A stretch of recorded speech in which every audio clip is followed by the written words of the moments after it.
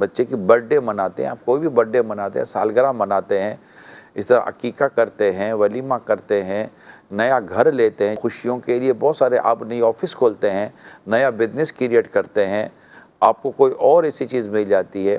تو ہر جگہ پر جہاں بھی آپ کی خوشی غمی تقریبات ہیں، اس میں آپ یہ دیکھیں کہ اللہ کی نافرمانی کر کے کیا فائدہ ہے۔ پیسہ خرچ کس پر کر رہے ہیں؟ اللہ کی نافرمانی پر۔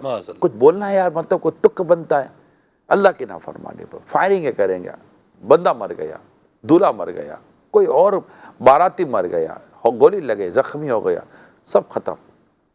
کیا کر رہے بھائی؟ خوشی منا رہے ہیں جناب، وہ آتش بازی، فائر ورک، وہ جناب کرتے ہیں، ناجائز حرام پیسہ برباد ہو رہی ہے۔ یعنی اللہ پاک نے آپ کو مال و دولت دیا، اس کو اللہ پاک کی رضا پر خرچ کرتے، اسے مطلب کہ کوئی اچھے کاموں میں خرچ کرتے، دیا تو اللہ نے نا۔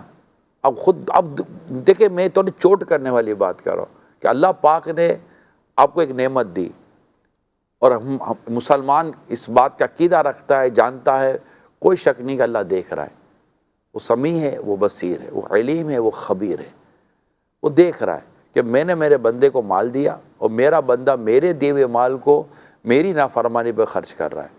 بتائیے کتنی بڑی ناشکری ہے اللہ پاک کی۔